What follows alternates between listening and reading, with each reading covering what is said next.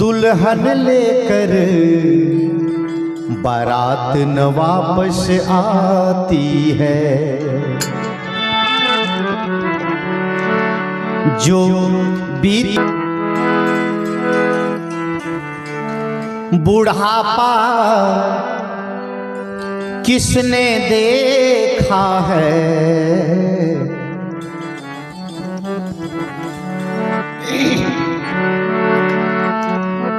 किसने देखा है बुढ़ापा, किसने देखा है बुढ़ापा, किसने देखा है।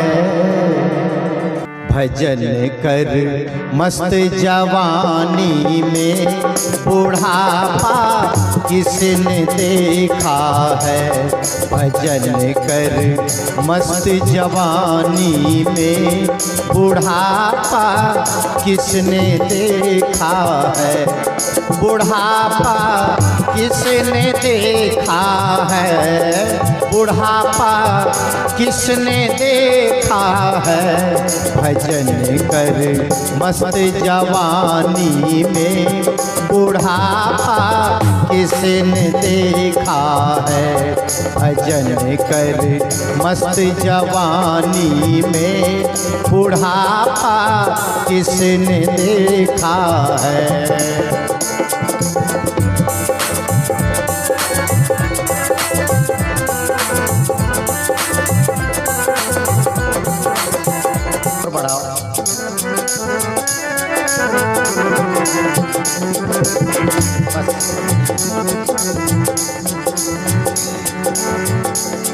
भजन की पंक्तियों पर ध्यान दीजिए। जितने लोग यहाँ नौजवान और नवयुवतियां हैं वो तो ध्यान दे ही, धीरे धीरे वो तो ध्यान दीजिए, लेकिन जो भूतपूर्व नौजवान और भूतपूर्व नवयुवतियां हैं वो भी ध्यान दें।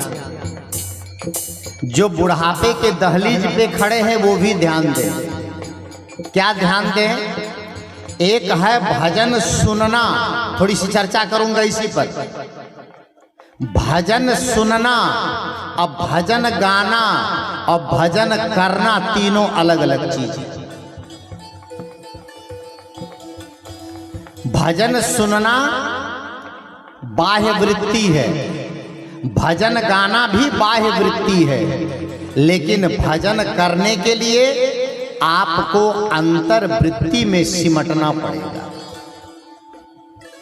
और ये काम कब होगा? ये काम कब होगा? प्रायः जवान लोग ये सोचते हैं ये तो बूढ़ों का काम है, बुजुर्गों का काम है। और बूढ़े, सदगुरु कबीर साहब ने कहा है कि राम न रमस कौन दंड लागा, अब मरी जेबे का करबे अभागा। ऐ अभागा, संसार से तो जाने का समय आ रहा है, पर राम का चिंतन नहीं किया, राम का भजन नहीं किया। राम नाम भजो, राम नाम भजो, चेत देख मन माही। बाबा गोस्वामी तुलसी भी कहते हैं, जहां काम तहां राम नहीं, और जहां राम नहीं काम, तुलसी दोनों होत नहीं, रवि रजनी एक ठाम। क्या चाहिए आपको? अच्छा, सरल भाषा में, ये तो नहीं समझ पाएंगे, सरल भाषा में बताइए, भगवान किसको किसको चाहिए? परमात्मा किसको किसको चाहिए? स्वर्ग किसको किसको चाहिए? तो सब लोग हाथ उठा देंगे। उठा सकेंगे? सबको चाहिए। किसको? जरा उठा के दिखा दीजिए मुझे। भगवान किसको किसको चाहिए? दो चार लोगों को ही, बाकी को नहीं। परमात्मा, स्वर्ग किसको किसको? सबको लगभग। कुछ लोग तो धोखे में हैं, उठाएं कि ना उठाएं, सबको चाहिए। अच्छा, कब चाहिए? ध्यान से सुनिएगा, मैं थोड़ा सा आपसे नजर मिला के बात कर रहा हूं। परमात्मा कब चाहिए आपको? कब चाहिए? ध्यान से सुनिएगा। ये मार्च का महीना है और हिंदी महीने के हिसाब से ये जो है बैसाख महीना चल रहा है, चैत खत्म हो गया, बैसाख चल रहा है। तो कब चाहिए आपको परमात्मा?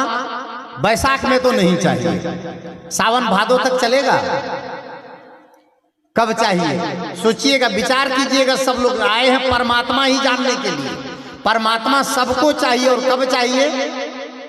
एक जगह मैंने ऐसे पूछ दिया, बोलिए परमात्मा किसको किसको चाहिए? सबने हाथ खड़ा कर दिया। फिर हमने पूछा कब चाहिए, तो पीछे से एक बुढ़िया बोलती, बाबा मरबे तब न, जीते जी नहीं चाहिए उसको, मरने। सदगुरु कबीर देव कहते हैं, जियत न तरे मुए का तरी हो, जियत ही जो न तरे, गही परतीत कीन जिन जासो, सोई तहां हमरे। भगवान कब चाहिए? तो मरने के बाद। उधारी का भगवान चाहिए कि नगद वाला चाहिए? और नगद वाला चाहिए तो भजन करना पड़ेगा। जो आपके जीवन में, हमारे जीवन में, मनुष्य मात्र के जीवन में भजन का मतलब है जीवन का सुधार। एक है जीवन गुजर और एक है जीवन सुधार। वो कब होगा? आदमी जवानी में गलत करता है तो बुढ़ापे में कैसे अच्छा हो जाएगा? बुढ़ापे में कैसे सुंदर हो जाएगा? भजन कैसे हो जाएगा बुढ़ापे में?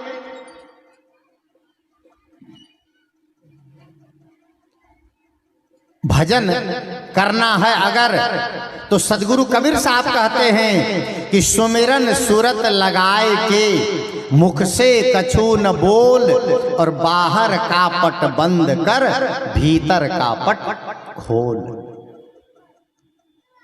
पर्दा यहां है। सदगुरु कबीर साहब ने कहा है कि घूंघट का पट खोल रे, तोहे पिया मिलेंगे।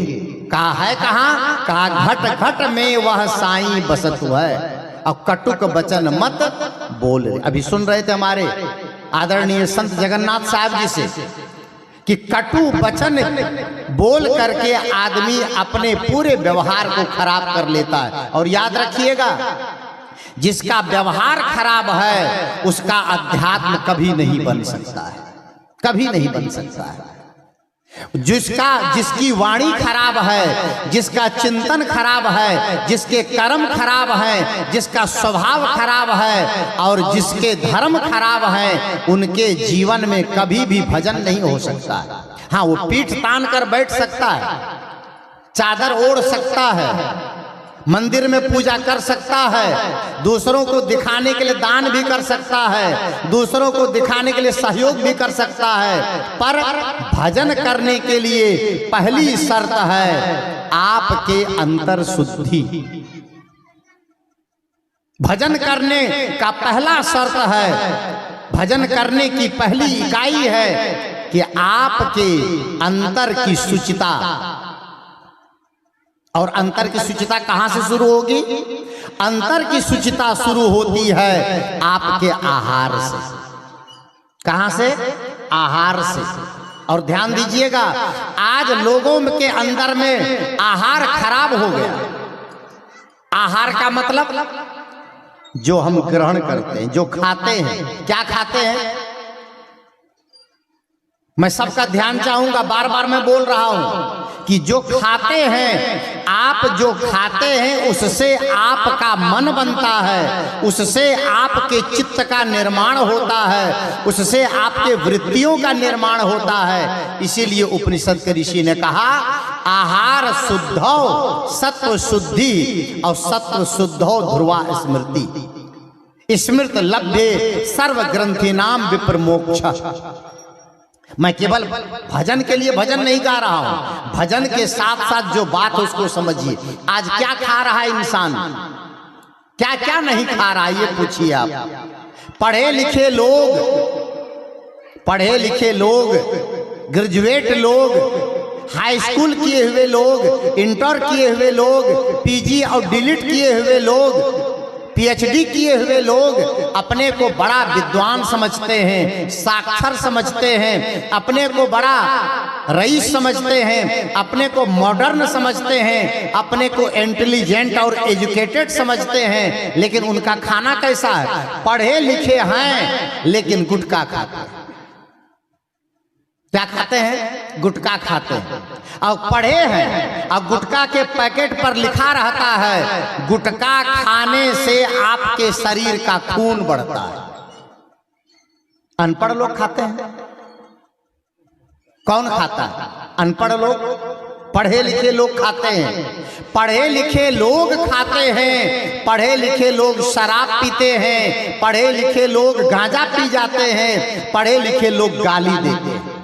पढ़े लिखे लोग अपशब्द बोलते हैं। अब पढ़े लिखे प्रोफेसर है और अपने बेटा को ही साला बोल देता है, अपना ही बेटा को साला बोल देता है। पढ़े लिखे हैं। आपके जीवन की एक एक गतिविधि को पवित्र कर लेना भजन है। आपके जीवन की क्रियाकलाप को शुद्ध कर लेना भजन है। और वो काम कब होगा? जवानी में। आज से मौका है। जवानी में लोग बड़ा मगरूर रहते हैं, बड़ा गुरूर में रहते हैं, बड़े अहंकार में जीते हैं। और कितने लोग तो जवान लड़के लड़की ऐसे भी हैं जो दिन में 10 बार आईना ही देखते हैं, हम कितने सुंदर हैं। लेकिन याद रखना, ये जवानी है 2 दिन का सपना, और ढूंढ ले कोई महबूब अपना। मेरा एक एल्बम आया था टी सीरीज से, बहुत साल हो गए। टी सीरीज में गाया था मैं, कई एल्बम मेरे आए थे। और उसी साल मेरी पहली मुलाकात अनूप जलोटा जी से हुई थी स्टूडियो में। उसके बाद तो फिर लगातार कई बार मुलाकात हुई, एक साथ हम लोग स्टेज शेयर किए। और वहीं पर मैंने कई बातें उनसे सीखी थी। तो पहला मेरा एक एल्बम, दूसरा एल्बम था, तीसरा सॉरी, उसका नाम था सदगुरु से करते जाना प्यार। और उसमें मैंने एक ये गजल गाया था कि जिंदगी एक किराए का घर है, एक ना एक दिन बदलना पड़ेगा, और मौत जब तुमको आवाज देगी घर से बाहर निकलना पड़ेगा। ये जवानी है 2 दिन का सपना, ढूंढ ले कोई महबूब अपना। ये जवानी अगर ढल गई तो हाथ मलमल के रोना पड़ेगा। बड़ा मुश्किल है इन बातों को समझना। क्यों? क्योंकि जवानी के जोश में आदमी को होश नहीं रहता है।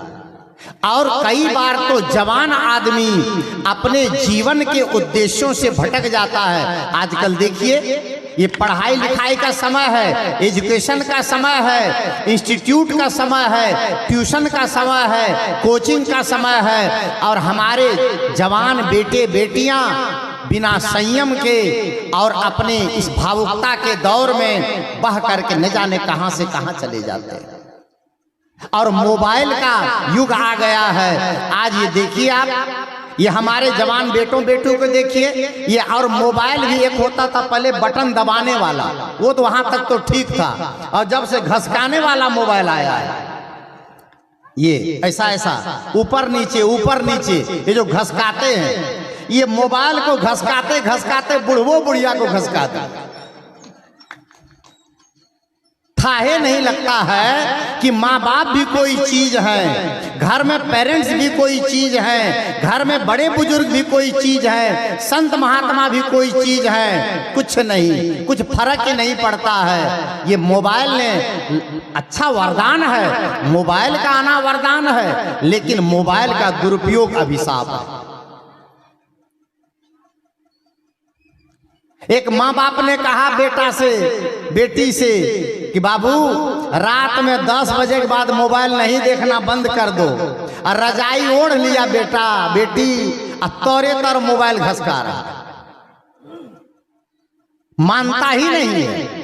एक गाना था ना, दिल है कि मानता नहीं, सुने होंगे आप लोग। ये वही दिल है जो माँ बाप की बात नहीं मानता है, संत गुरुजनों का उपदेश नहीं मानता है, बड़े बुजुर्गों का अनुशासन नहीं मानता है। परिणाम क्या हो रहा है? समाज विकृत होता जा रहा है, समाज गलत मार्ग पर जा रहा है। लोग कहते हैं जमाना खराब है, और मैं कहता हूं लोगों का दिमाग खराब है। और ये दिमाग कैसे ठीक होगा? ये दिमाग ठीक होगा भजन से, सत्संग से, साधन से, विचारों से। मैं भजन शुरू किया, भजन कर मस्त जवानी में बुढ़ापा किसने देखा है। सारा काम जवानी में, और भजन भजन कब होगा? बुढ़ापे में हो सकता है? नहीं हो सकता। इसलिए जवानी में इसका भी काम करना चाहिए। और जवानी में अगर आप सब काम कर सकते हैं तो थोड़ा थोड़ा भजन भी करें। एक भजन भी मैं गाता हूं कि रोज थोड़ा थोड़ा गुरु का भजन करें। लेकिन आइए इस भजन को सुने और आगे थोड़ी सी चर्चा करके बात को विराम दूंगा। बुढ़ापा किसने देखा है, बुढ़ापा किसने देखा है, भजन कर मस्त जवानी में बुढ़ापा किसने देखा है, भजन कर मस्त जवानी में बुढ़ापा किसने देखा है, बुढ़ापा किसने देखा है, बुढ़ापा किसने देखा है, भजन कर मस्त जवानी में बुढ़ापा किसने देखा है, भजन कर मस्त जवानी में बुढ़ापा किसने देखा है।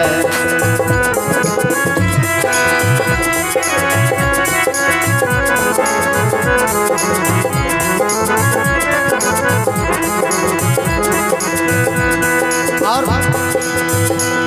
आँखों से अंधे हो जाओगे, आँखों से अंधे हो जाओगे, दर्शन तुम कर नहीं पाओगे, आँखों से अंधे हो जाओगे, दर्शन तुम कर नहीं पाओगे, दर्शन तुम कर नहीं पाओगे, दर्शन तुम कर नहीं पाओगे। आंखों से, आंख से कैसे हो जाएंगे? बुढ़ापे में चश्मा लग जाएगा, ठीक से देख नहीं पाएंगे, ठीक से दृष्टि काम नहीं करेगी, ठीक से आंख की रोशनी काम नहीं करेगी, और संतों के दर्शन भी नहीं कर पाएंगे, और सत्संग में जा भी नहीं पाएंगे। ये काम कब करें?